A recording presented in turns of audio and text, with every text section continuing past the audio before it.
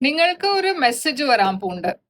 ഈ മെസ്സേജ് കുറെ ഒരു ഷോക്കിംഗ് മെസ്സേജ് ആയിരിക്കാം, ഒരു സർപ്രൈസ് മെസ്സേജ് ആയിരിക്കാം. എന്താച്ചാ നിങ്ങൾ ഇത് ഒട്ടും പ്രതീക്ഷിക്കാത്ത ഒരു മെസ്സേജ് ആണ്.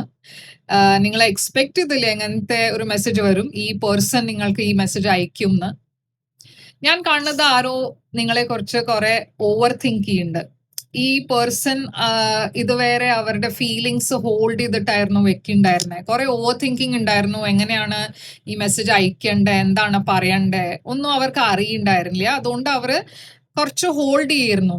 പക്ഷെ ഇപ്പോ അത് നടക്കില്ല.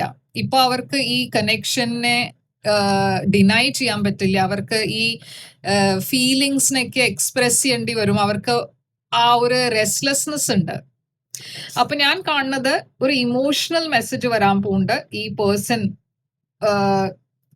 ഒരു മെസ്സേജ് അയക്കാൻ പോകുന്നുണ്ട്. ഈ മെസ്സേജ് അയക്കുമ്പോൾ നിങ്ങൾ രണ്ടാളുടെയും ഇടയ്ക്ക് ഒരു വലിയ മാറ്റം ഉണ്ടാവും. നല്ല ഒരു റിലേഷൻഷിപ്പിൽ ഒരു ബ്യൂട്ടിഫുൾ ചേഞ്ച് വരും. ഇത് ഉടനെ ഉണ്ടാവും. ഒരു കുറച്ച് ദിവസങ്ങളില്ല, മേ ബി 2-3 ഡേയ്സ് ഇല്ല, 2-3 വീക്സിന്റെ എനർജിയാണ് ഞാൻ ഇവിടെ കാണുന്നത്. എല്ലാവർക്കും ഒരുമാതിരി ആവില്ല, പക്ഷെ കുറച്ച് വീക്സിന്റെ എനർജി ഇവിടെ ഉണ്ട്. ഓക്കെ, അപ്പോ ഇത് വരാൻ പോകുന്നുണ്ട്.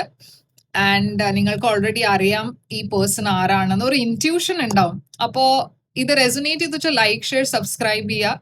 കമന്റ്സിൽ ഈ പേഴ്സന്റെ ഇനീഷ്യൽ എഴുതുക, ക്ലെയിം ചെയ്യുക ഈ റീഡിങ്ങിനെ. ഞാൻ തിരിച്ചു വരും വേറൊരു റീഡിംഗ് കൊണ്ടുവന്ന്. അതുവരെ ടേക്ക് കെയർ.